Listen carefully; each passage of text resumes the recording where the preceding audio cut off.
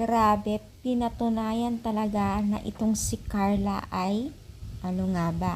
So, bago natin ipagpatuloy ang ating pag-support today's video, kung bago ka pa lang sa aking channel, please subscribe po, like, and pakihit na rin po natin guys ang notification bell upang ma-update po tayo tuwing ako pinag-upload patungkol sa Team Kalingap. And please support po natin ang buong Team Kalingap, lalong-lalo na po kila Kalingap Rab at Kuya Bal. So for today's video nga po, ang pag-usapan natin ay muli ang dalawang love team na ito na si Jomar at Carla. Nagpapatunayan ng nakakarami na itong si Carla ay marami talagang nagmamahal sa kanya at hindi nag-iisa.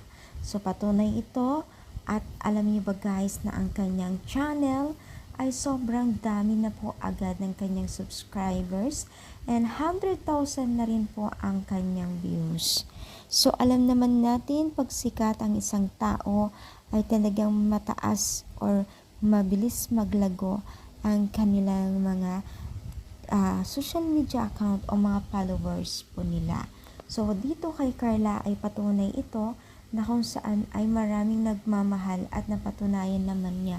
Lalong-lalo na po ay hindi po binibitawan ng mga sponsor at taga-supporters po nila. Kaya naman po ay deserve naman po ni Carla ang ganitong sitwasyon dahil nga po sa kanyang kabaitan.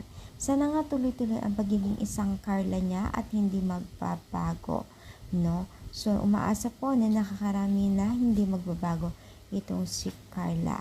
So, ano masasabi ninyo? I-comment down. Palike po ang ating video.